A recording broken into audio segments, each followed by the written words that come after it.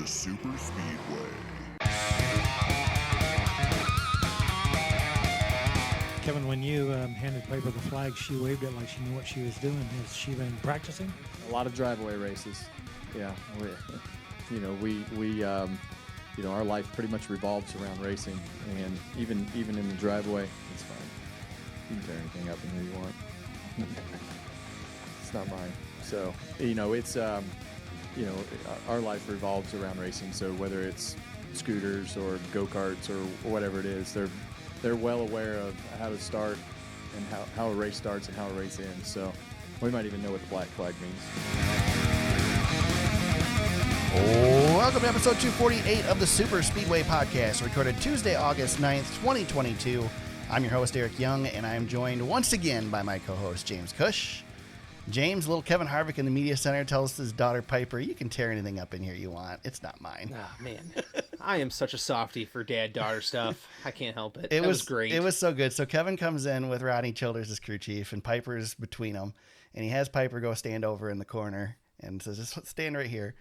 And he comes up and they start asking him the first question. And here comes Piper strolling up the ramp. She's just total like daughter-dad thing. Starts tapping him on the leg, trying to get his attention. And Kevin, pure dad, pretty much ignored her the whole way through it. But it was a pretty cute experience. Everybody was snapping photos and stuff, and very, very, very cool. So yeah, I'm glad that so many cool things about Kevin getting a win. Like that, it was just awesome to see him get it back, and yeah. But have that moment because Keelan's had that awesome moment driving in the car and waving the flag, and Kevin, any win at this point is potentially the last one. Right. So the fact that that Piper got to, well, not so much for Piper, but Kevin's gonna have that memory, and Piper hopefully will too. Well, I don't know what they talked about on TV because I didn't hear any of the TV interviews. But they asked, and I guess Piper came up with that during the rain delay.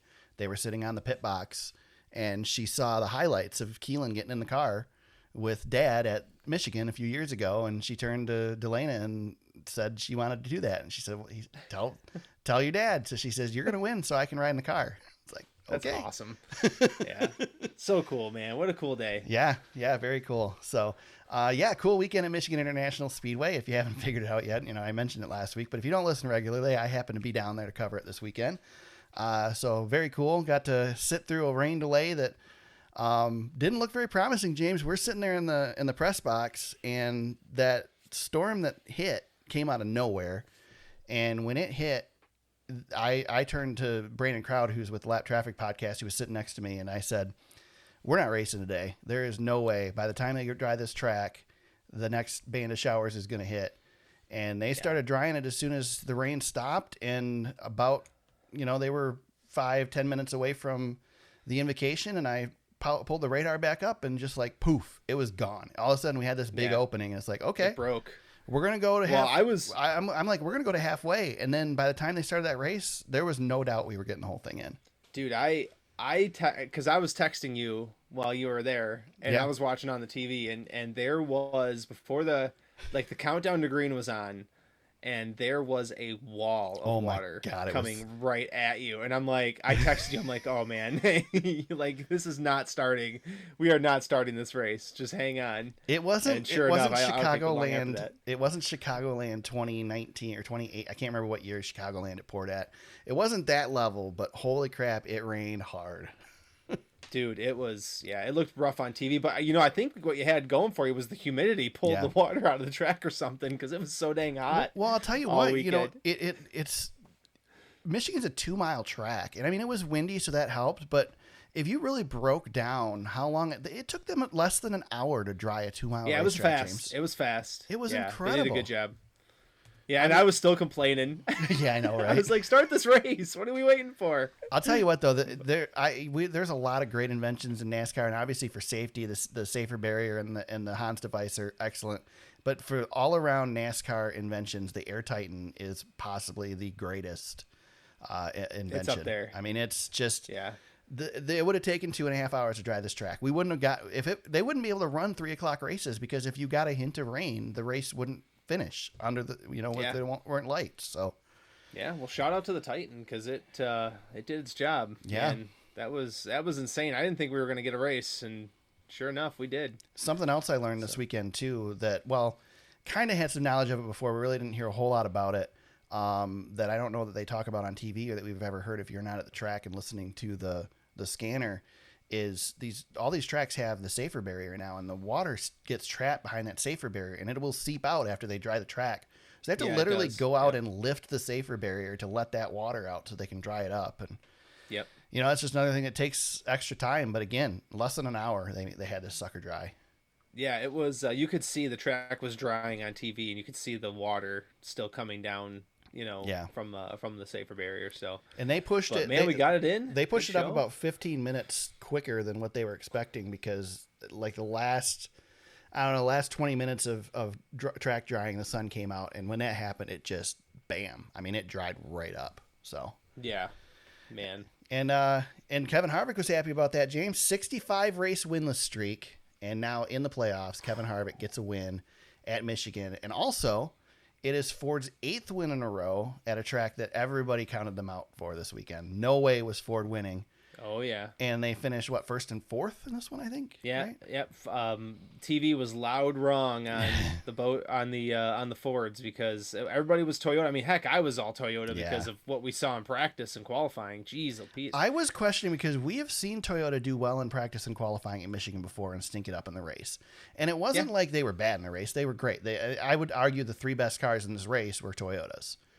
Yes. You know, I think Hamlin or Bell were the fastest. Both those guys were very quick, and Bubba was a pretty close third. When Bubba was in clean air, nobody was faster. Right. All weekend long. Like Bubba was good by himself. Bell was really good in traffic, and so was Hamlin. But you're right. Bubba out front was just amazing. Yeah, and that's boy.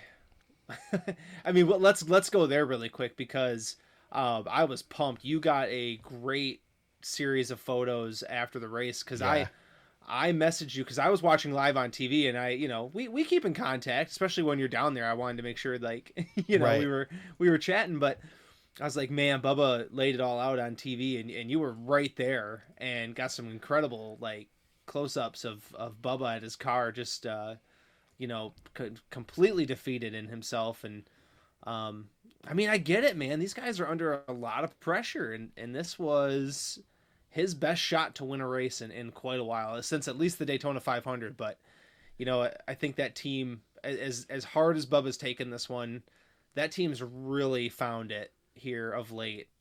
It might be a little bit too late to make the playoffs. We'll see.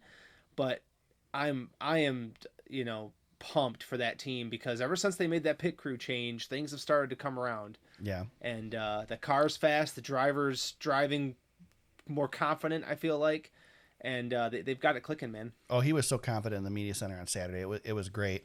They asked one of the press members asked him what his best chance for a win going into, if it didn't work out this weekend, what was his best chance for a win going in? He says Watkins Glen, and everybody laughs. He says, "Why are y'all laughing?" He says. It was pretty good. The moment with Bubba on pit road. I don't know if TV showed it at all. I know a couple other people got photos of it as well. First of all, it was one of those journalism moments where you're like, should I be here or not? Like it's so weird because this is a major moment for this person. But I mean, what you didn't see from any of the pictures is the line of reporters and everybody standing around. I mean, everybody respected him, stood back and let him do his thing, but he had a pretty big audience there too. So it wasn't, it wasn't like he was just there on his own and I happened to sneak up there. I walked around people to get the shot. And, to me, the moment was, he's leaning on the car, but then Booty Barker comes over and gives him a hug and, tells him good job and whatever. I don't know what they exchanged as far as talking to each other, but it was a powerful moment. And, we're going to jump around in the show notes here a little bit, James, but since we're talking about this right now, I want to play the audio from Bubba on post-race on pit road. This is what Bubba Wallace had to say. So I finished second. Second doesn't get you in the playoffs, so this is way worse than Daytona, Daytona, we kind of just fell into that one. This one, we had the car, got behind a little bit on adjustments, middle of the race, and I didn't think we were going to get back up there. It's just so hard to pass, man. Aero sensitivity in these cars is just nuts. So just had to grind and stay hungry and get us up there. And next thing you know, it kind of fell our way, and I made the wrong choice on the restart. You know, the number one goal here is, or rule here is not number one, but one of the top is to not race side by side for too long, to let people get away, especially the leader. And me, Logano, and Larson, we were all going for it. You know, no one was going to lift into one, and luckily, I don't know what happened to the 5, but me and Logano came out and he got in front of me. If we were able to clear him that moment, maybe we could have made a run, but just stayed too long behind Logano. You try to focus on the positives. Starting on pole, lead a lot of laps. You finished second. That was a good result, though, all things considered. It's a hell of a result, right? It's a great weekend for us. You know, there's a ton of positives. Only negatives, we didn't win, and a ton of positives out of this weekend. We had speed, we had the car. The team is pumped up. Our confidence is still continuing to grow, so we get to go into Richmond with the momentum still on our side and just got to keep after it. I'm just bummed that we just didn't win the race. The people telling you good job, does that mean anything, or is it moral victory's kind of hollow right now? Deep down it does. I have enough voices of my own in my head that are telling me otherwise. You know, I'm kind of mixed on this whole thing, James, because, you know, on one hand, I know that Bubba's dealing with all kinds of demons and stuff. He's talked about it. You know, there's a whole series on it. You know, I get it too, but at the same time, I mean, it's got to be tough on the crew and stuff. I know they know what they're dealing with too, but he just had a career run, probably his best race of his career.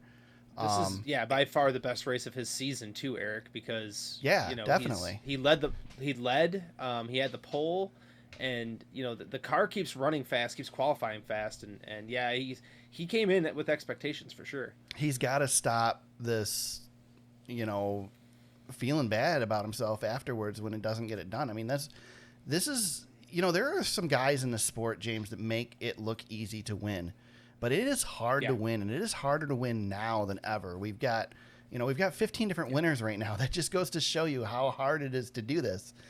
You know, nobody's winning multiple races, and here's a guy who he's got to win in the last 2 years, and he's running well and there to do it. I don't know. I know it's as somebody who's dealt with depression and stuff like that in the past as well. I know it's really easy to say, well, dude, you should just be happy about it. It was great. I know how, you know, that doesn't mean anything to you really. And Bubba appreciates it. And he told Claire B. Lang after the race that, you know, tomorrow he'll be good. He'll be over it and he'll be focusing on the positives, but just in that moment, I don't know. I at the same time, I feel for him, man. You know, he's so close. He went into this weekend knowing he was going to win this race, and it just didn't work out, and it almost did. And I'll tell you what, if it wasn't for that 22 car, it would have happened. But Joey Logano blocked the living crap out of him at the end of that race. Joey doing what he does. Yeah, right? Joey did Joey Logano and was able to hold him off. And well, you know, Eric, a good comparison here. You know, think about how hard Bubba took this one. But on the flip side, think of how much relief came over that 4 team and Kevin Harvick on the complete opposite side of it, because that's what Bubba's trying to get. You know, he didn't start the year off strong, and he's been trying to fight it ever since to get back, and now they're right on the doorstep, but they're running out of time. Right. And the same thing for Kevin Harvick, right? They started off a little bit slow, and they're starting to build a little momentum. They're running good. They got caught up in some crap, you know, at Pocono and Indy, and now they're like right there on the cusp, and you know, that's what I think. What you got there is you've got Kevin Harvick, who's, you know, 59 career wins now and has been doing this for quite a while, and on that last restart you've got the experience of Kevin Harvick, Joey Logano, Kyle Larson, and you've got Bubba Wallace, who's still climbing that mountain. You know, those are 3 champions right there, all in his, you know, that's the crowd he's keeping in that moment. Yeah. And that is, you know, everybody who gets to the mountaintop will tell you like that, you know, he is still very small on that mountain, because it's right. It's tough, man. It's nearly impossible to get there, and you know, a lot of guys don't get these kinds of shots, and he's got a legit shot to win races right now. Well, and you mentioned the relief from Kevin Harvick's great transition. It's almost like it's written down in the show notes or something that comments coming up. But anyway, Kevin Harvick was asked in the post race. You know, it's a 65 race winless streak. He's been asked by the media multiple times over the last, you know, year and a half.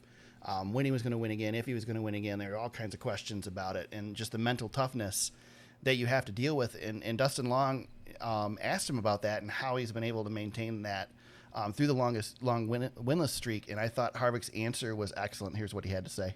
This is all easy, to deal with. It's really not that hard. You just compartmentalize it and you set it aside and we try to act like grown-ups and show up to work every morning and, be productive about the conversations that Rodney was talking about and just, you got to believe in the things that are around you. You got to believe in yourself. And, there's really no match for jumping in a race car and taking over for Dale Earnhardt.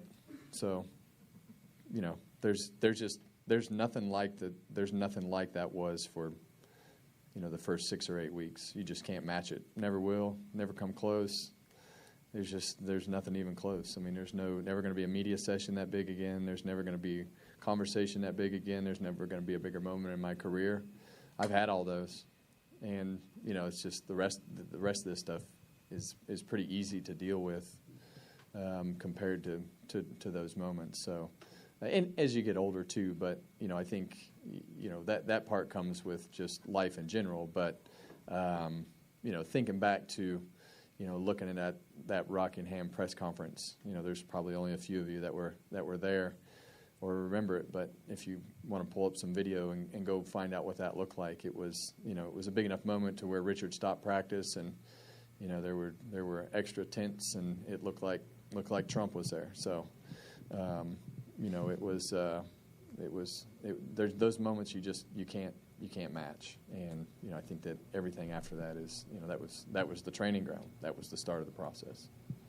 It's easy to forget. A lot of weight was on Dale Earnhardt Jr.'s shoulders, and we've talked about it on this podcast before, James. Oh, but yeah. Yep. Kevin Harvick had that same weight, and it was so long ago. Harvick has created his own career that's independent of Dale Earnhardt, especially now moving over to Stewart-Haas and winning a championship over there and all that. And it's easy to forget that he dealt with all that stuff. And it's also easy to say that it's easy when you just got your win and you're over that slump now. But that kind of shows why Harvick can be unflappable at certain moments. Yeah. The moment's never too big, like he said, and you echoed what I was thinking too in my mind. Was it's so easy to forget how big that was because it was 21 years ago. Yeah. That we were going through all of that, and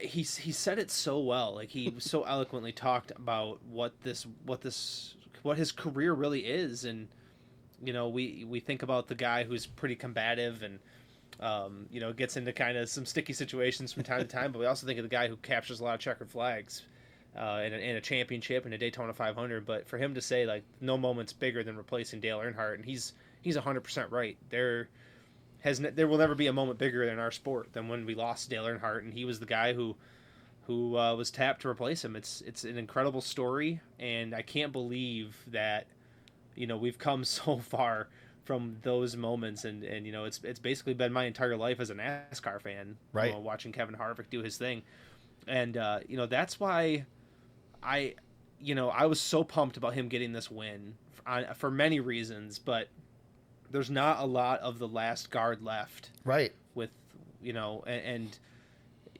he's him and Kurt are kind of like the last guys standing from that whole era. Guys who raced with Dale Earnhardt. I know Kevin replaced him, and Kurt was the last one who raced with him, and that's our heyday, and it's just awesome to see. I said earlier in the show, like, Eric, you might have seen Kevin Harvick win his last race, but yeah, dang it, I wouldn't doubt this guy. No. If this team gets hot or something and they start to figure it out. Well, if this team gets hot, nice James, they've run well, and he talked about that in the post race. They haven't been bad. They just haven't finished, and now he was able to finish. And in this, now you go from a guy who was outside of the playoffs, who's now in the playoffs, and I asked him about it. How does that change things? Here's what he had to say. You've got the win now. You're more than likely in the playoffs. How does that change your strategy going forward, or does it change your strategy going forward? It really doesn't. I think for us, it's just I'm gonna debrief on Tuesday and write my notes down, and they're gonna send me 27 emails of what the characteristics of the racetrack are, and all the different setup things and everything that they send me every week, and it's going to be just the same routine. We're just going to grind through the same things again next week, and it'll be no different than the last 65 weeks that we've lost. So, that's the great part about having an experienced team and being around people for a long time and being able to have that trust in people and the expectation. Everybody knows this is the expectation, and nobody's working towards anything different. We talked about, last week or a couple weeks ago, that you don't want to give Chase Elliott momentum going into the playoffs. You don't want to give this guy momentum going into the playoffs either. Harvick can be dangerous. We've seen it before. I still think he's got something there. He's got to show me more than one weekend. But we're also going to a place that he finished third at earlier this season. So right, yeah, and we think about Denny Hamlin, right, who's got 2 wins but has had just a horrible season. Otherwise, yeah, like Kevin Harvick. Kevin's been completely solid, and now he's got that win, and he's a top 10 driver, and you see guys in front of him struggling, like Kyle Busch has had. We'll probably talk about that a little bit, but Kyle's had a really rough 8 weeks here. Larson hasn't set the world on fire, and now you've got Martin Truex Jr. on the outside looking in from the 4th spot. So these are the kind of guys he's hanging around. I mean, he's William Byron's right there with him in points. If you look at the straight up standings, he's up there. He's the Ford right now. Yeah. Besides Ryan Blaney, but that's another conversation when you're talking about wins. Yeah. We've got a couple more audio clips that we'll get through here real quick, just so I don't forget to get to them. You mentioned Denny Hamlin and the mistakes that they made. Probably at least the second strongest, if not the strongest car of the day. Had a couple penalties in the same pit stop. Put him back. Never got the caution. If he had a caution at the end, he probably would have won this race. But never got that caution at the end.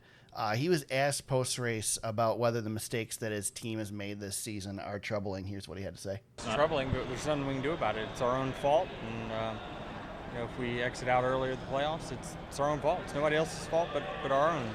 It's just no excuse really this weekend, as fast as what the Toyotas were, that one of them didn't win, but we found a way. What did you say to Bubba when you went over there? He seemed pretty frustrated. Just great job all weekend. Him and his team did a great job. The Ty did a great job. Just that whole team just continues to get better, and happy with those results. What do you guys have to do to move forward? I mean, the situation with the penalty today, because of the opening, it's kind of a unique situation. It's maybe kind of hard to plan for. You can't plan for everything. So how do you guys move forward from today? Yeah, you have meetings on Monday and you figure out what you can do to get better. But we've been kind of talking about the same thing for 23 weeks or something now, and here we are again.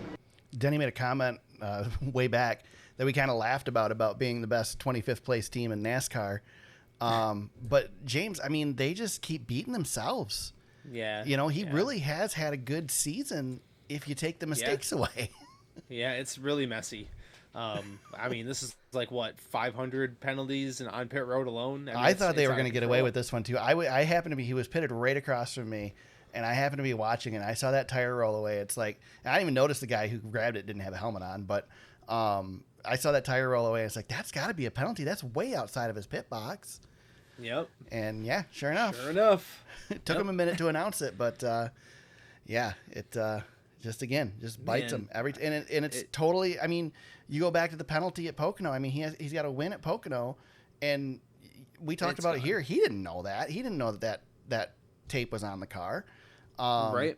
This isn't Denny's doing. Denny didn't do anything wrong on Sunday. He did everything right. Just maybe he wants Bubba Wallace's pit crew now. I don't know. He made a comment. We were talking to him after qualifying. And he gets more questions about Bubba than he does himself, and about 2311. And they were asking about Bubba and what, Denny hopes out of the weekend. And he says, I hope they finish second. He says, I hope we win. It's like, are you serious, really? And he's like, yeah, I'm here to win, So yeah, it's funny. That's awesome. Mentioned Joey Logano. Again, I think Joey Logano plays a bigger role than what he gets credit for in this race, because without him, Kevin Harvick did not have a fast car. Kevin Harvick was where he was based on circumstances because of the way the pit strategy played out, because of Ross Chastain and Christopher Bell, which we'll talk about here in a minute. So Harvick was the guy in the right position, and Logano battles with Bubba and Larson on the restart, manages to get it. Well, I mean, basically take Larson out of the race essentially, and then hold off Bubba Wallace and block him repeatedly. Had a chance to talk with Joey on pit road after the race and asked him about that and a couple other things. Here's what Joey had to say. Joey, is there anything else you could have done there? No, I got to second. That's about all I could do. And from there, I was just holding on the 12 and the 19, just trying to stay ahead of them at the end. How'd you feel about your car today? Probably about an 8th place car, and we finished 4th with it. So more proud of the team than anything. Everyone did a good job executing the race today. I heard your spotter guiding you a lot when you had when Bubba was behind you. How much does something like that help somewhere here when you need to block that run? Coleman and I, we've grown up together, so we kind of know each other really well. He knows what I need to hear. We talk about racing a lot, and he gets it really well. He's the best one on the roof, so I'm lucky to have that and be able to help me play defense when I need to. I'd rather play offense, but he helps on that side for sure. Thanks, Joey.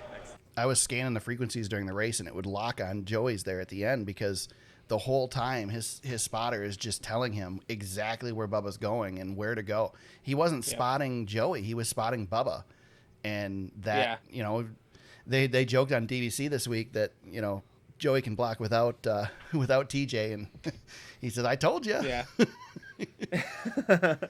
I love that Joey Logano is the same person to you that he is on TV all the time. Right. Like he's just that guy. That's giggling. Joey, man. He's Joey. Yeah, he's genuine. He's come around on me quite a bit. He's just Joey. I had somebody ask me this weekend, like, who's my favorite driver, and I cheer for Kyle Busch, but as far as a personality, as far as a human being, somebody I'd like to be a friend with, Joey is at the top of my list. Joey's great.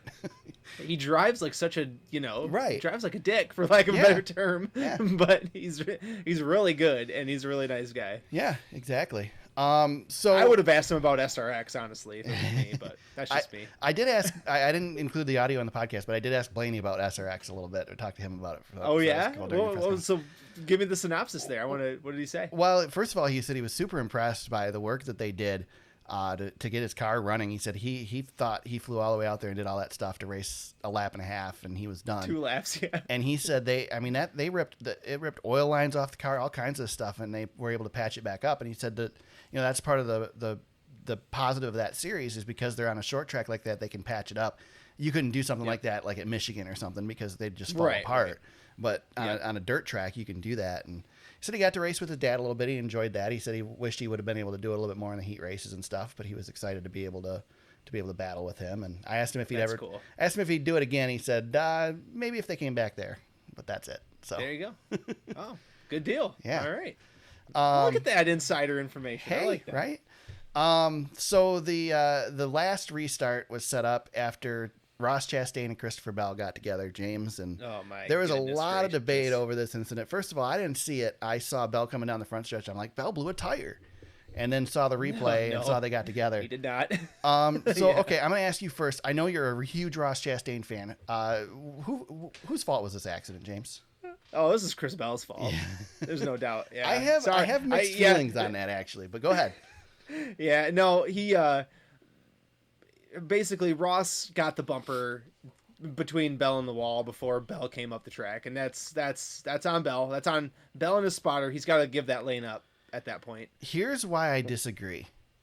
I disagree because who had more to lose in that accident? Ross Chastain did, because Ross Chastain, if he gets a caution there, is not going to win this race. He's done. If the caution comes out, he's done. And he caused the caution by sticking his nose there. Yes, he's faster. Yes, he's trying to get around him. But he stuck his nose up there. And I'll tell you what, he had an opportunity to give the inside to Denny Hamlin earlier in the race. And I'll tell you what, he pulled over and pulled the parachute and let Denny Hamlin go by him on the outside because he was not going to get wrecked by Denny Hamlin this week. What do we know about Ross Chastain in every other instance, though? He's not backing down. No, he's not. And he's never going to back down. But that's a fault. And again, of course. I do agree that Christopher Bell caused this wreck. Christopher Bell tried to block him and shouldn't have. But if you're Christopher Bell in that position, you need to block Chastain. You want to keep him behind you. Whereas Chastain would have been better off just letting Bell go or waiting for the next turn and getting it done. So the thing with me though is don't, like, Joey Logano's a blocking master. We just talked about that. Don't block late. If you block late, I can't defend you at that point. Honestly, what this comes down to is this is two guys racing for the same inch of track, and they got. And we know who. Right, and we know who Ross Chastain is. Yeah. He's not letting off the gas unless it's around Denny Hamlin. You right. know? Yeah. Like I said, I'll tell you what. He hit the brakes. If there were brake lights on that car, they would have lit up. You gotta love it. Yeah, They were racing next to each other for a minute, and I was like, oh boy. Especially, we haven't talked about this part of it yet, but especially after that wreck on the first restart with Cindric, and man, we got to talk about that for a minute. But I was actually a little nervous after that wreck. Yeah, that one of the hardest hits I think we've seen with this car. There was a lot of talk. There was a lot of talk in the pre-race media stuff about the dangers of these cars. Harvick had a lot to say. Some of it's in the special episode of the podcast that we put out on Saturday. If you want to go back and listen to it, it's the most recent one before this one. But there was a lot more discussion about that. And, these cars, when they hit, they don't crumple.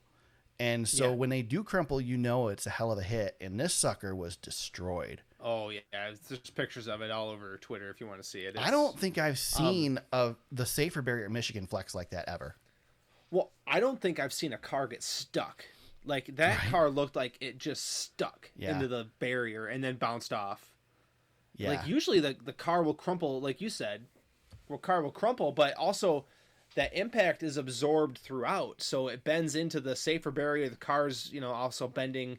But when Cindric hit, that car stuck in that safer barrier and then ricocheted down. I have never seen that before. And, my tweet on it was, I'm glad they weren't at full speed there, but it doesn't matter. Like you said, and you replied with the perfect response. It doesn't matter. Yeah. They're going over 120 miles an hour right there. But still, my goodness. You can't go more head on into the wall than that. And then that was, again, another one of a fast car that we really never got to see much out of because this happened so early with Kyle Busch getting taken out in this wreck. Yeah. And bad pit strategy. Yeah, I just those guys, and Bubba was there too. They all put themselves back. there. Whose bad pit strategy it was, James? Let me ask you a question. What team caused that accident? Do you know what team caused that accident? I'll give you a hint. There's 3 letters in their name. RWR. Yeah. Well, I don't want to pin it on. I don't want to pin it on JJ Yaley. JJ Yaley is not a regular driver for Rick Ware Racing. I don't think JJ Yaley did anything wrong. What they did wrong was a team that has no business being in the top 15, staying out and starting in front of fast cars with a car that's not as fast. And again, JJ just did what he was told to do. This is a team decision. They should have pitted. Doe Rumperclear mentioned that the BJ McLeod's team pitted the second time by every time over the weekend, so they weren't in anybody's way. And here's Rick Ware Racing right in the middle, taking out a bunch of good cars. If it was a one-time thing, I'd say, no, it happens. But this is constant with this team. But that's on the teams as well to know who are you racing around. Yeah, because that's true. And they went 4 wide into the turn. Yeah, and Kyle, guilty as all of them, he was higher than anybody. Yeah. He jumped to the high side and tried to make it work, and then he actually got around. Yeah, he JJ. missed the wreck. It was AJ or it was Almirola that got him. Almirola. Yeah, that was, man. I don't remember a Michigan wreck being that big in quite some time. It's been a while. That was a big one. Yeah, right off a restart. That took out some good cars. I mean, Stenhouse was in there too, and it was tough day for those guys. Yeah.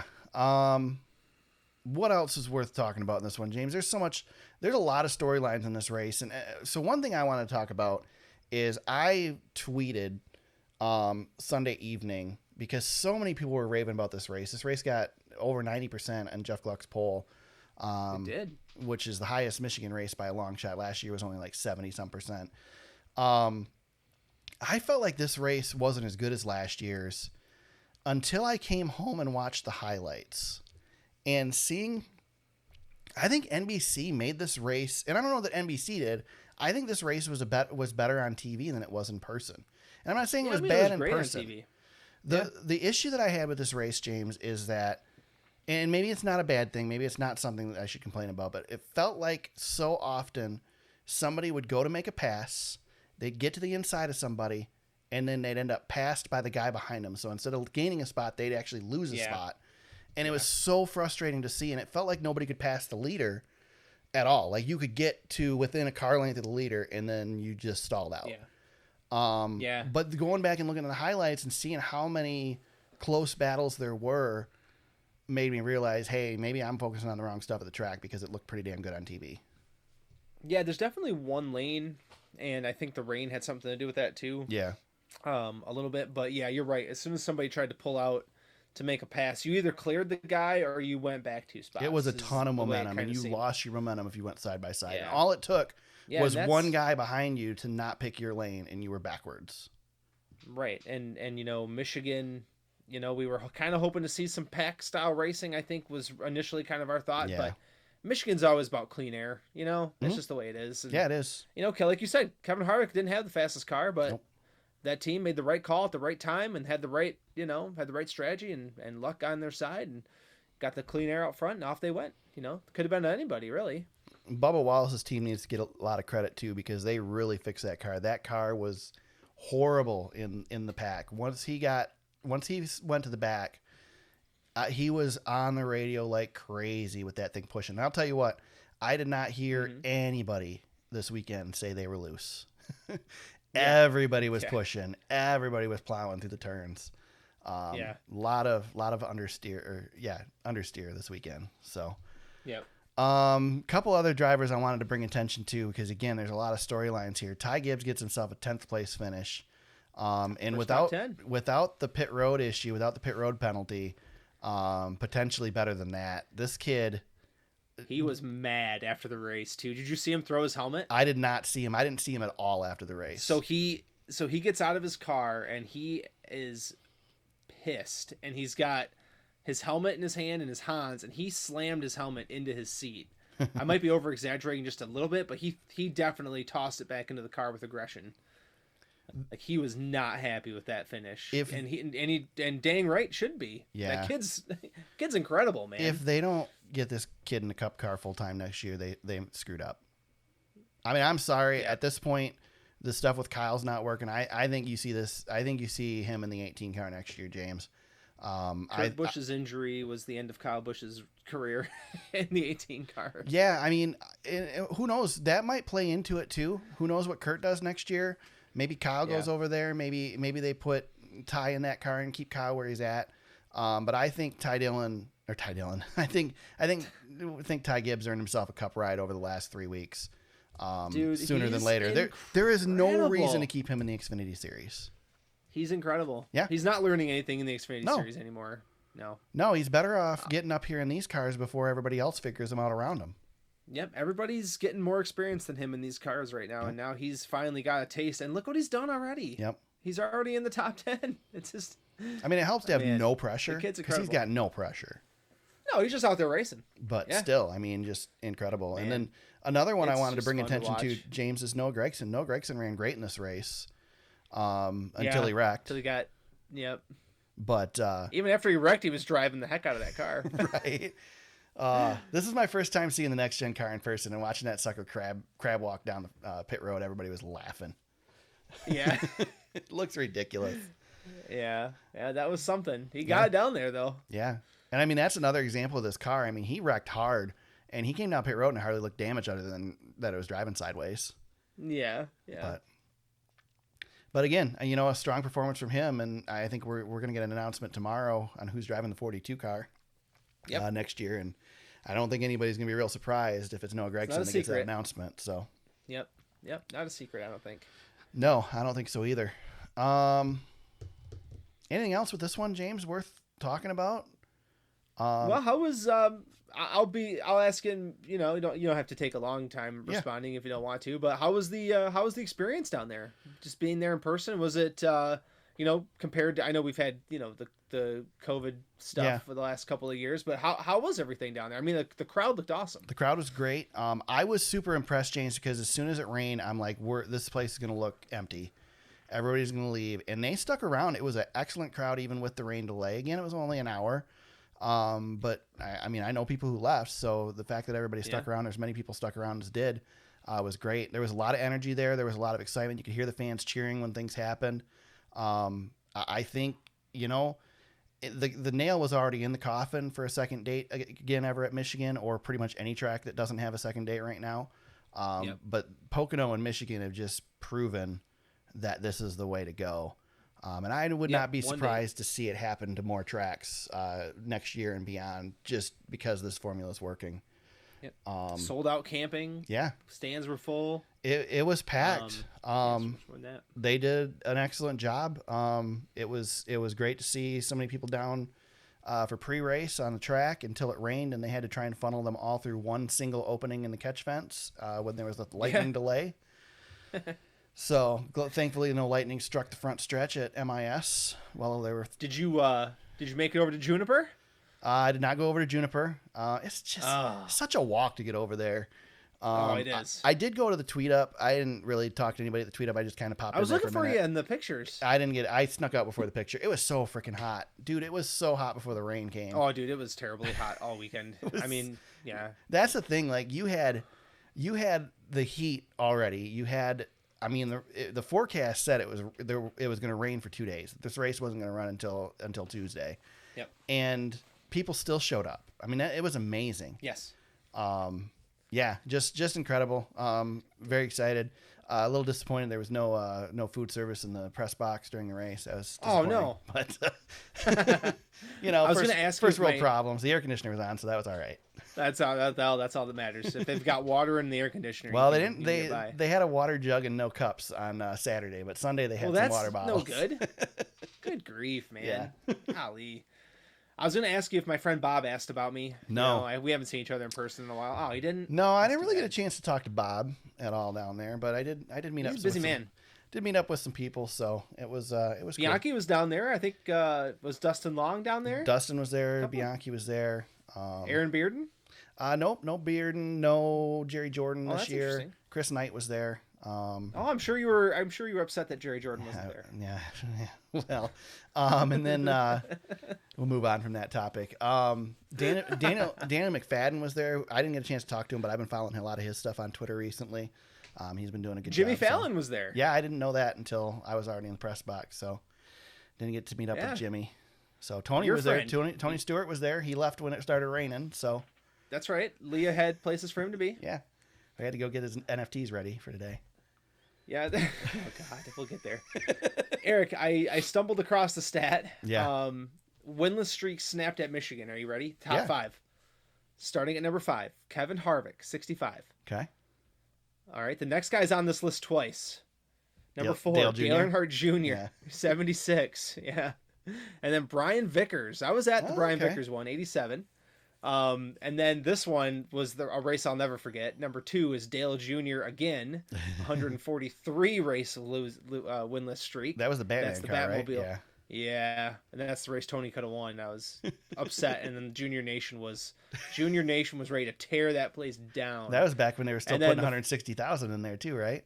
Yeah, and not quite. Okay. They were starting to take some seats out, but the track was repaved. Okay. That was the first race on the repave.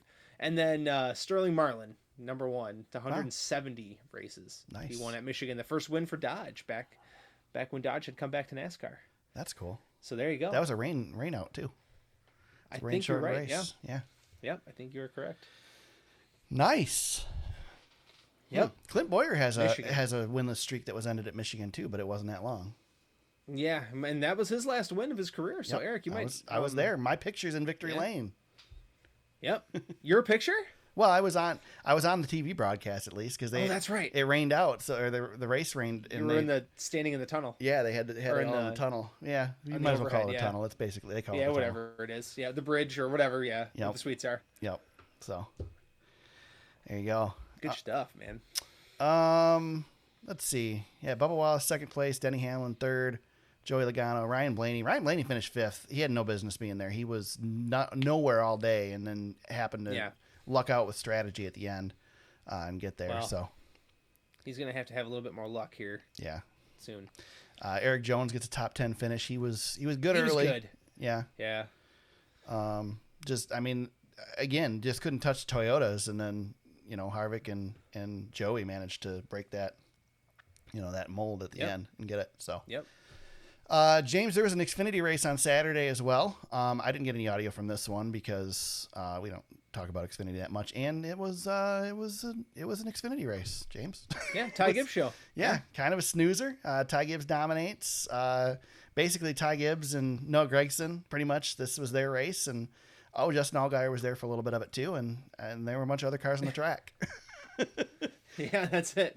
Yeah. That's it. Noah a little Gragson, more exciting than the ARCA race. Noah Gragson puked on himself again, so that's always good. Kid's got some stomach issues, apparently. What is he doing? He's got to take better care of himself. Did you hear his interview with Bob on it? Yes. Yeah. I wouldn't want holding his breath. Yeah, I know, right? I don't want to be his interior guy. I don't want to be anywhere near him after a race. No. What's he going to do when he's got to go 500 and 600 miles at Charlotte next year? Right? Better get his stuff together. Kid's Better start eating right, Noah. He's got to learn how to breathe, man. That's his whole thing. He doesn't breathe. He said he was battling for the position and he wasn't breathing. Breathe through your nose and out your mouth. Well, they said on DBC the spotters gonna have to start telling him to breathe. Clear high, breathe, breathe. I love that guy. He's just a hill rod. I love it. Yeah, I love it. Point standings are interesting, James. You mentioned that Blaney's gonna have to be working. Kevin Harvick sneaks himself in, knocks Martin Truex Jr. out from fourth position. Fourth in points, and he's out. Man, I'll tell you. Yeah, the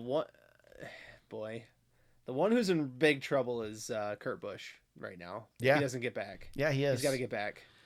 But his health's more important. But yeah, definitely. Look at the guys who are right there that need to win races: Truex, Jones, Almirola, Wallace. Mm-hmm. All need a win. Unbelievable. And Blaney, too. I mean, God, Blaney. Cut line is 2. Cut line is 2. Let's take Ryan Blaney, Martin Truex Jr., and Bubba Wallace. What are the chances that one of those three gets a win in the next 3 races? I'd say it's pretty damn good, don't you think? Truex will probably win Richmond. Yeah. Blaney could win Richmond. Watkins Glen, I don't know what to do with that one. I think Bubba's good probably at Richmond, Chase Elliott. isn't he? Isn't Bubba good at Richmond? Yeah, Bubba's good everywhere right Richmond. Now. And then Bubba's good at Daytona. Yeah. Blaney's good at Daytona. Truex has to win this week, basically, I think. But Truex is good at Watkins Glen too, though. He'll be fine. It doesn't matter what happens now. Daytona is going to be incredible.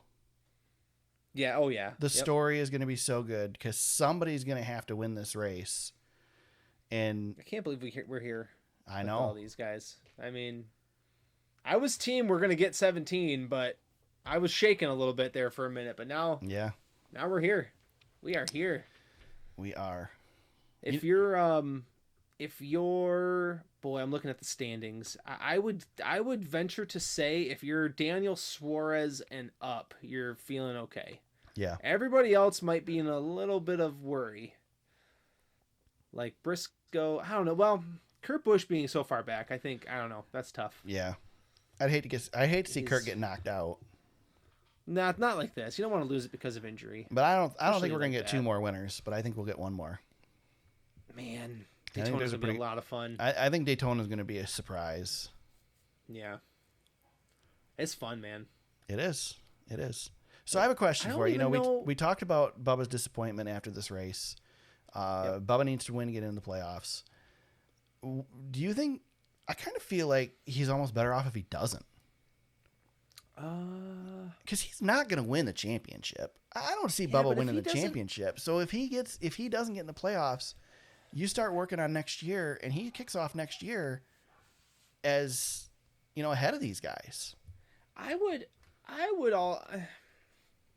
don't know. I would argue he doesn't need to get into the playoffs. I mean, it'll be better for him You if know- he does, but I'd argue he doesn't need to. The way he reacted after the race on Sunday, he still has a long way to go. Yeah. That being said, get my driver in the playoffs. I want my driver getting reps in the playoffs. Yeah. I would say based know. on his performance the last 4 or 5 weeks, I think Bubba's finally here. He's finally him and that team are finally where they need to be a competitor. He's finally realizing his expectations. You know what I mean? He's finally living up to those expectations now. That being said, if he wins Daytona, I mean, come on. Yeah. That would be huge. Yeah, it would. That would be huge. Mm-hmm. And for me, Eric Jones, I'd love to see him win Daytona. Yeah. Me too. I really want to see Eric Jones win this weekend. It would have been something to see him win at Michigan. Dude, that kid, he did what he's doing. I'm gonna go see him win car. tomorrow night though. Instead, you know what? Heck yeah! Is Byron racing? Byron is too? racing. There's an audio clip. I asked him about it. We'll talk about it later. Oh, good deal. Yeah, nice. Yeah. Nice. I don't want to step on the audio. This Right. is hard for me. I'm stepping on the You should audio. have read the show notes. I mean, maybe. I do, but I get excited. And I start going all over the board. You know how I am. Yeah. Well, you know, But anyway, the James, you playoffs know are- how you can celebrate how exciting the season has been? No, man. Here it is. You can Just buy do it. Let's yourself a just do Tony this. Stewart NFT. Jesus. It's news time, guys. There's not much this week. So Tony Stewart announced today. I didn't even read the announcement, James. I just watched you guys' post He about partnered with a company that does NFTs, and they're selling NFTs of his cars, and you can win a car. Eric, when you brought this up, I had my facial expression got sad, and I looked down and away from my computer. And now, if you were on Zoom, you would have enjoyed it even more, but I had to visually describe. But, Tony teased a big announcement. I was like, ooh, maybe he's going to get in a car. Maybe he's going to do the IndyCar thing with Roger Penske. There's a lot of cool things that can happen here. Tony couldn't get in. You would need so much Crisco to get Tony into an IndyCar. Yeah, I think that's his. He'd have to get his a running. wife would get him. He'd have to get a running start. Leah Pruitt Stewart would get him in shape. She's in pretty good shape. I mean, I love Tony, but you'd have to drop him from 30 feet to get him in that IndyCar. He's not on the subway diet anymore. No. Man, I'm telling you, I was ready for the hurt. I texted you that. I'm like, listen, I'm gonna be hurt. I should have said be gentle, but when it came out that it was, I was NFT, so happy that that's what it was. That it was. Oh, I know. It was that terrible of an announcement. Because I was expecting it to be nothing, but I was not expecting it to be that nothing. The only thing worse than NFTs are crypto. So I guess there's one Basically more the level same he could have thing. gone. I mean, it's pretty close. Jesus. See, I'm an no, Ashton I am not Kutcher fan, interested. and him and his wife are big in the NFT thing. And I tried to understand it. I tried to get on that bandwagon, James. And it's just nope. Oh, it's like people buying property in the metaverse, right? Yeah. What the hell are you doing? Hey, I'm down with the metaverse though. I want to get myself an Oculus and get into Jesus. the Well, metaverse. then Eric, these NFTs are for you. I'm waiting for Apple to get in the metaverse, then I'll be good. Oh my god. I'll spend way too much on a headset. Eric, what if we became the first podcast host inside the metaverse? That'd be awesome. There you go. See? NASCAR in There's the metaverse. space for us. NASCAR in the metaverse, yes. Yeah. Let's do it. I'm in. iRace. You can do iRacing in the metaverse. There you go. I mean, There's a guy I saw. There's a thing. This guy, he never leaves the metaverse. He wakes up with his goggles on, yeah. and he's in. He's up and going. That was my dream when I was a kid, is to never have to leave my bedroom and just be able to do everything virtually. Who would have thought that we'd actually have technology to do it in my lifetime? Yep. 20 years later, there you are. Yep. Hey, I've seen some. This is so off topic and so stupid on a week that What are we doing? I was at the track, but I've seen some cool stuff where you have you got like a widescreen computer monitor in front of you, but it's not there. It's just in the metaverse. It's pretty neat. It's cool stuff. This is what happens when there's no news except NFTs. Wow. And you were at the track this weekend, and we ended up on a tangent. So Right. Good stuff. I should have pulled some audio, so we can talk about this real quick, James. I didn't pull any of the audio from the discussion with Kyle Larson, but Kyle Larson came out this week and noted that that he just screwed up at Indy. That's Yeah, that was a shocker. Yeah. The wreck was him just making a mistake, and There's a lot of people that don't buy it. There's a lot of people think that something's being covered up at Hendrick, but I don't know, man. It's easy to say, and he was asked. I think Bob asked him the question that, people find it kind of hard to believe that Kyle Larson could make a mistake like that. But I mean, you're going 140 miles an hour into the turn. You've got a half a second to make a decision. We've all screwed up in the car going 60 down the highway. I mean, I guess it could happen to these guys too, right?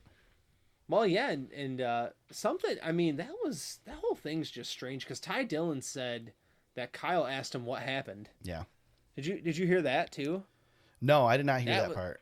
Yeah, so Ty Dillon said, yeah, Kyle came up to him and the first thing he said was, "What happened?" Huh. So I don't know if it was a joke That's or weird. Yeah, the whole thing's just weird. Stenhouse is the one that Kyle Larson missed. Yes. And Stenhouse said afterwards that he said it just came out of nowhere. It was just a flash, and all of a sudden there's a car. It's like, holy crap. Yeah, that's still one of the back-to-back weeks we've had some wild crashes. Yeah. That one's going to be tough to beat for the rest of the year. And if Kyle did make a mistake, he'd say he would say it, but man, it just seems weird. It seems fishy. Seems really fishy. Yep. But he was sticking to it. Of course. He was sticking to his guns about it, so I don't know. I don't know why you can't just say there was a part failure. I don't understand that. Yeah, unless I don't know. I won't speculate, but who knows? James, it's time to make our picks for Richmond. The Truck Series and the Cup Series are in action at Richmond Raceway this weekend. And James, I took the lead again from you this weekend. You did. I was able to, thanks to Tyler Reddick. I feel for Tyler Reddick, man. They had motor problems. They were dealing with it all the way through the caution, and yep. Me and my big mouth too. Yep. So prove it, Tyler Reddick. Prove it. Not only that, but you took Austin Hill, who beat Josh Berry in the Xfinity race, but still didn't gain points. You lost points on that one too. So I have a whopping 3-point lead going into Richmond, and because of that, the beauty of the point system. Because of that, you get to pick first, James. The first race this weekend is the Worldwide Express 250 for Carrier Appreciation for the Camping World Truck Series. Who are you picking at Richmond? Yeah, I'm gonna make this one easy. I haven't picked this guy in a few weeks, but give me John Hunter because he dominated last time. Yeah, I was gonna take John Hunter, but I think John Hunter is out to lunch. He's in trouble. You can have John Hunter Nemechek. Yeah. There's another guy I really like, but let's see what you say. I'm gonna go with his teammate Chandler Smith. There you go. Was that your other guy? Well, I can't pick Chandler Smith. So. Oh, okay. Carson Hocevar was my backup if you went with Chandler. Yeah, but Zane's out there too. I couldn't take Zane, so. Second race of the playoffs. So John Hunter got to get it done. Yeah. Right here. So both these guys really.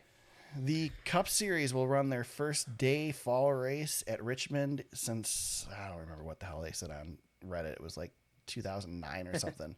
Federated Auto Parts 400. Who do you got for the Cup Series, James? For the Cup Series? This might surprise you.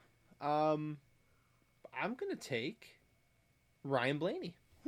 Okay. He dominated this race in the spring. Didn't go his way. Denny Hamlin ended up being the winner of this race.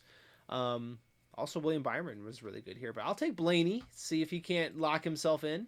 So I'm going to argue that going into Michigan, I would have rather been in Kevin Harvick's shoes than Ryan Blaney's shoes. Because Ryan Blaney is stuck playing defense and offense, whereas Kevin Harvick was out and had to win his way in. Yeah. I would prefer to be Bubba Wallace in this situation than Ryan Blaney. But James, I'm going to go with a guy who's also in that situation. He has got to win now to get in, and I am going to go with the favorite this weekend, Martin Truex Jr. Yeah, he's going to be tough. He is going to be tough. He led 80 laps in the spring. You want to hear a shocking thing? My backup pick was Kevin Harvick. Well, he ran good here in the spring. Third place finish and coming off a win. I mean, Harvick's a good pick here. Yep. Pit strategy there at the end helped out. Yeah. That's the thing is the pit strategy really threw everything on its head at the end. The Toyotas were good. Let's just put it that way. Denny won the race. Chris Bell led a ton. Truex led a ton. Truex had this race won, but he just didn't have the right pit strategy at the end. Yeah. And he got run Kyle Busch led one lap. And I couldn't. I was thinking Denny, but I can't go with Denny because his pit crew is going to screw him over again. Yeah, it's tough. Something's going to happen. They're going to beat themselves. Yeah. Yeah, this was an interesting race. Looking back at it, but I we'll will. see what happens here. I will Things have changed since then. I will give props to Joe Gibbs Racing for Indy having the part out that failed inspection for everybody to view. Yeah, that was. Yeah. I thought that was pretty cool. I wish NASCAR would do that, like they used to. Yep. And I think Joe Gibbs wanted to say this wasn't that big of a deal. Yeah. Well, I'll tell you what. Claire B talked on Sirius last night after the race. She was there for the post-race teardown of Harvick's car, and they tore that vinyl off and they shine flashlights on that sucker. They are looking for this stuff now. So. Oh, good. Yep. James, I didn't even check in on the fantasy league this week. I know I got screwed because half of my picks wrecked out in that first wreck, but. Oh man, I lost Kyle Busch. I lost Kyle Busch, and I had to rally from there. But I hit all my bonus picks, so it gave me a decent day. Give me just a second while it loads. See, I forget who I put back in. I think I put Kyle Busch back in, so I could still have 3 picks for Reddick going for the rest of the season because I didn't want to lose that. Well, you Reddick's finished good. You finished a strong 9th. Yeah. So, but a lot of people had a bad day. Fast to the Grass got the dub, 230 points. The Ranger, the champ, is here. He is second, and I was third, 2 points behind Ranger. So I'm playing, staying par with Ranger. That's my goal right now. Right. Overall standings. Oh, sorry. Go ahead. No, I just said right. You're good. Oh, right. Yeah, you're right. That's a good strategy, James. Yeah. I am 88 points ahead of Fast to the Grass, who is in second. Green Eggs and Hamlin is third overall. So you're gonna get yourself Eric, so paranoid with Ranger that you're gonna lose to somebody else. Yeah, we'll see. But Fast to the Grass is my brother-in-law, and he told me I need to come on, like give him a few more points every week. I'm like, no, nice. I'm chasing. I'm just saving it for the end, James. I'm gonna come on strong at the end. Yes. Yeah. Kevin Harvick strategy, man. I mean, you made it to 4,000 points, so yeah. Good. Kevin Harvick strategy. It's all going to work out in the end. Yep. James, you got any shout outs this week? I got a couple, but go ahead if you got one. Yeah, well, I guess 2 shout outs. One was for you for doing an awesome job down in Michigan. I really enjoy when you cover the race. It's so tough to go down there and hang out with the drivers and chat with them and all your watch the race in air your conditioning. media friends. Yeah. So that's cool. And then Eric, since this is a Michigan themed podcast, I'm going to sneak this one in. All right. Hard Knocks starts tonight. Okay. That's right. The Lions. The Detroit Lions Hard Knocks. So we are going to embarrass ourselves more this year than normal. I don't think I'm looking forward. Possible. Looking forward to watch it. Well, I'm looking forward to watching Dan Campbell pull an F-250 with his teeth or something, because he's a nut. He's nuts. So yes, I wanted to shout out, Michigan themed podcast. I can sneak that one in there. I want to watch the Lions embarrass themselves. There you go. I've got a couple. So I have a new friend, James. I have a new buddy, and we joke about your new friend or about your friend Bob Pockrass, because he follows you on what's the app that he follows you on? We are friends on Strava. There you go. Yeah. Yep. I actually have a friend in the NASCAR Media Center now, though. Excuse me. I got to team up with Claire B. Lang this weekend from SiriusXM NASCAR Radio. Awesome chatting with Claire. Helped her out with some audio for the weekend. It just so happened that I had decent looking audio equipment, so she approached me. Usually works with Jerry Jordan and those guys, and they weren't there this weekend, so I got the benefit of it. So Claire B is going to come on the podcast. We had to set something up, but she promised to come on the podcast with us as payback for helping her out. And hopefully I can chat with her some more at Darlington too. But so James is off next week. We're going to reconvene after that and see if we can get Claire on in the next couple of weeks here on the podcast. I'm excited about this. Very excited about it. I've been following Claire B. Lang for years. I had XM radio in my car when I was going to college and listened to Claire every day. So very cool. I told her, I said, she came up to me and asked if she could get some of the audio. I said, I'll give you anything we got. I said, I said, a couple dozen people are going to hear it if I play it. If you play it on the air, all kinds of people will hear it. I said, there's nobody here I'd rather help than you, Claire. So, so did she give you a shout out on Sirius XM? I don't know. I didn't get a chance to listen to it at all, so I'm not sure. Oh, man. But yeah, that's cool. Yeah. So Claire B. Yep. I mean, I had a chance to talk to her in passing before, but never. I mean, I got to actually have a conversation with her for a little bit, so that was pretty cool. So for those who don't know, if you ever watched a Oh my NASCAR God. broadcast, you've seen Claire B. Lang running around on pit lane. You just may not know it. She is just nonstop everywhere. energy. It is amazing.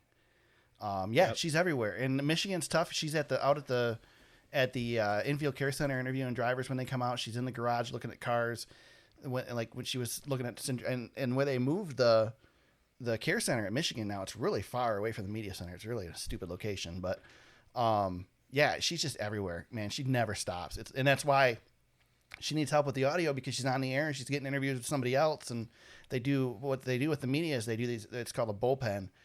And during qualifying, the drivers just come through, and the top 25 in points will come in and talk to the media, and you can ask them questions. But you get 3 or 4 drivers at a time, so you can't get everybody.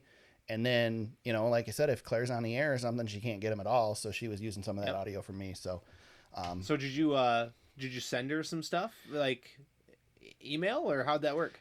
She just gave me a memory card, and I just dropped it on the card for her, and she took it back to her room. So, yeah, just it was pretty cool. It's kind of cool to be, feel a little bit more like I was actually doing something important there versus just, playing around. I mean, I treat it as work. I mean, I'm a working journalist in my day job, so it's not, it's not out of the realm for me, but I'm not getting paid to do it. It's just something that I do for fun and for the experience. Yeah.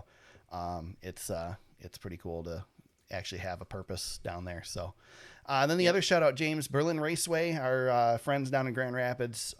Jeff Striegel from MRN Radio is promoter or man, I don't remember what his title is out there, but basically the owner of the track. He runs the whole show. Yeah, he puts on a show down there. So they have their big battle at Berlin 250 tomorrow night. Late models racing out there. Eric Jones is going to be there. Carson Hocevar. William Byron won earlier this season out there in the Money in the Bank 150. He'll be back there to defend that crown. Ty Majeski's going to be racing. Bubba Pollard. A bunch of big late model drivers will be out there for this one. I'm Bubba's going. No joke too, by the way. Right? That guy's a hell of a late model racer. Yeah. So I'm planning on going out there this time. I was supposed to go out to the Money in the Bank, but the weather was bad, and so I bailed on it. But the weather looks good tomorrow night. I already got my ticket in hand, so I'm heading down there. And so during the pre-race stuff, William Byron was in the media center, and I got to ask him a little bit about Berlin. So here's what Willie B had to say about racing at Berlin. Eric Young with superspeedway.com. William, you're signed up to run the late model at Berlin on Wednesday night. You won there earlier this season. You've been doing great in the late model. How does that help you on Sunday? Does it help you on Sunday? And how do you think you'll do on Wednesday? Yeah, it certainly helps me on Sunday. I feel like, number one, just enjoying, racing. But the more racing I can do, the better I feel like I get as a driver, and better my feedback is, all those things. So gives confidence, all those things. So I raced the late model last week. Unfortunately didn't win that one, but it was still a fun race with Eric, and that was a good racetrack. IRP there is awesome. We saw it in the truck race. It was really exciting. So enjoyed that, and excited for Berlin. Berlin was a really hard track the first time I went a couple months ago, and I'm sure it'll take something a little different this time, with a little bit hotter temps and things like that. So I'm looking forward to it. So I'll be down there tomorrow night to watch that. Just going as a fan, not getting any audio, no working or anything like that. So I'll talk about it on the podcast next week. But just going out to watch some racing, bringing the boys. So awesome. There you go. It's gonna be cool, man. Yeah, I'm excited. It's been several years since I've been out to Berlin, so very excited. I haven't been out there since they got the new grandstand that they got from MIS. I haven't been out there. It's been a long time. I think the last race I went to out there was ASA, to be honest. So if that tells you anything. Oh man, yeah, it was yeah. One more shout out before we move on to Jackass Corner. I did also get to watch the Xfinity race sitting next to the old orange cone in the press box at MIS. Cone, yeah.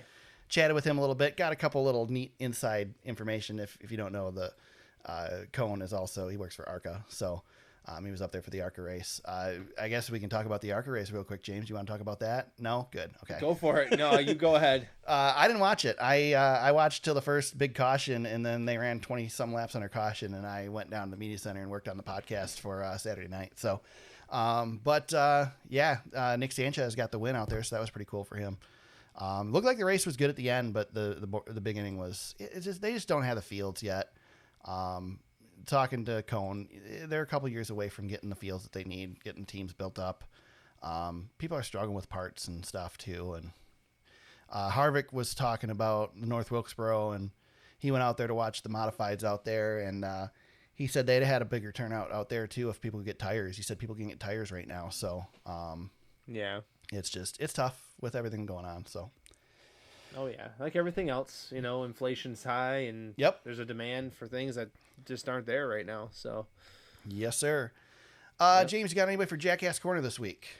Boy, do I! I'm looking forward to this. Yeah, our local media outlet, oh. MLive.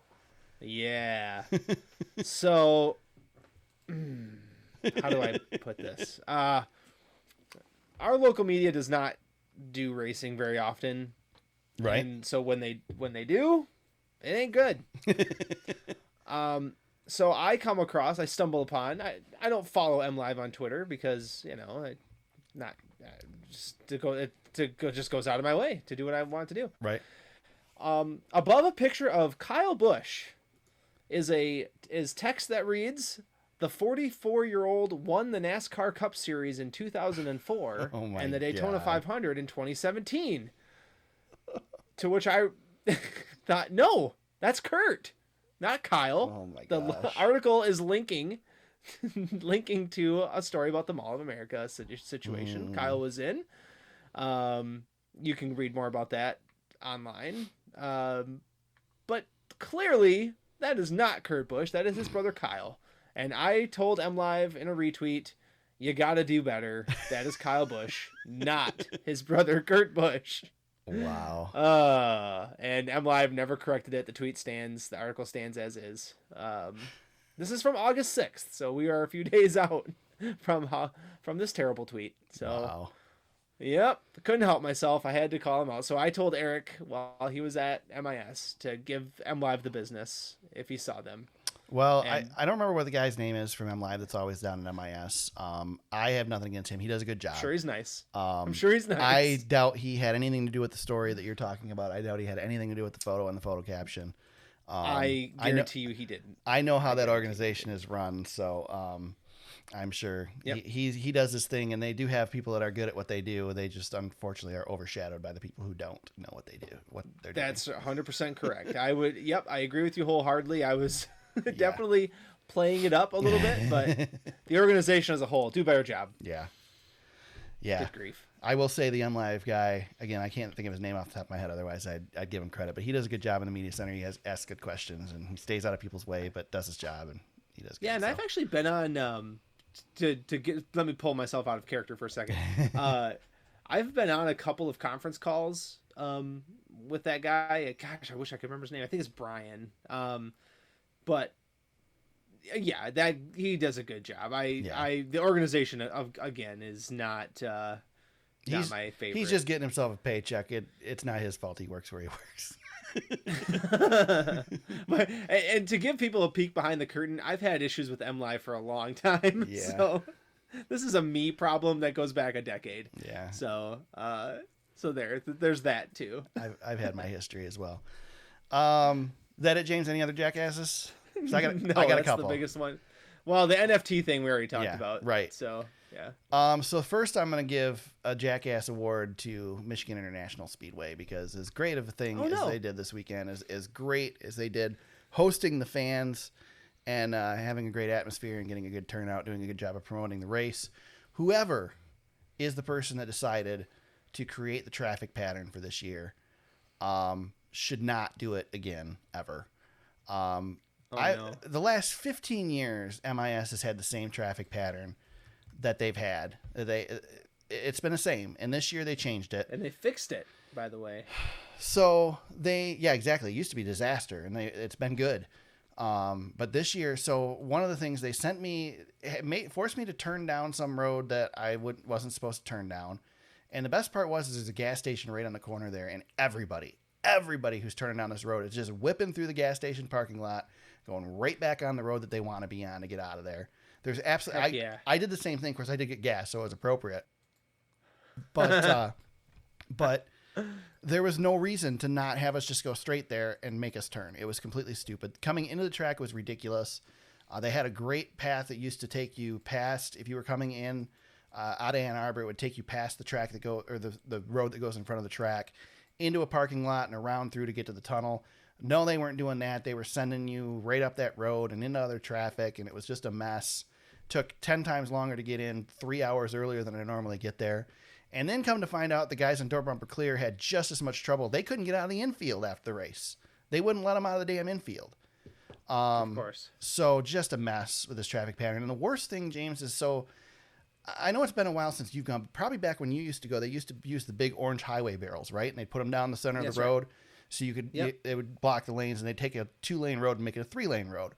Well, a couple years ago, they decided it was a better idea to use cones, which cones are much lighter, and they fall all over the road. People hit them. They're strewn about. You're trying to drive with traffic, and all of a sudden there's a freaking orange cone right in the middle of your road. You got to swerve around it. It just was so stupid. It was a mess. Absolute mess. Oh, man. And I left at 9:30 at night. I mean, it was way after the end of this race, and it was still a mess. So do better. Do better, whoever's in charge of that. And my other one, James, I want to give it to NBC. And the reason is not Dale Earnhardt Jr. in the booth calling the race, because I thought he did a terrific job. It's not their wonderful graphics department who creates these awesome graphics that do such a great job of explaining all the parts of the cars.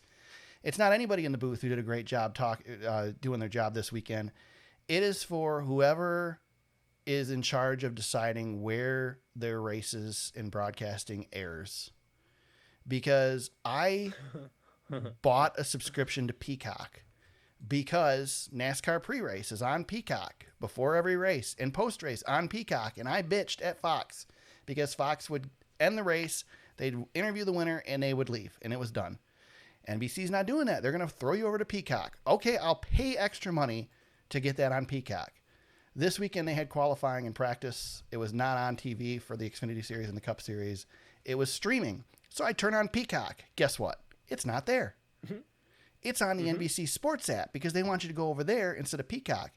I have an NBC Sports subscription because I have YouTube TV, which has NBC Sports. I try to log into it. Can't log into it. Doesn't work. Won't let me in. I'm sitting in the media center. Wasn't working either. Dude, I'm in the media center at the track. They can't put it on the TVs in there because it's on the app. I'm in the track and I can't watch the damn qualifying. My God, I don't understand. Your people are paying for Peacock. Just put it all on Peacock. You can't watch the race on Peacock. It's not there. It is not on. You have to have a cable subscription or whatever to log into the app to stream the race. You cannot use your Peacock subscription to watch the race. Yeah, the NBC Sports app's been not working for 2 weeks. So. My God. So I was just furious. Because I'm standing on pit road and I just want to see what's happening because you can see a little bit of the track and that's it. And I couldn't even do that because the stupid app that I pay for. I pay for service. Yeah. Gotta love it. So I'm canceling Peacock. Screw those guys. Good for you. I mean, what's the point in having it? I can't watch any NASCAR stuff on there. That's right. And then they schedule the IndyCar race and the NASCAR race at the same damn time, and both of them rain out or postpone. Yeah, of course. Yep. All right. Yep, we're competing with each other every week. I got that out of my system, James. That was good. That was a really good one.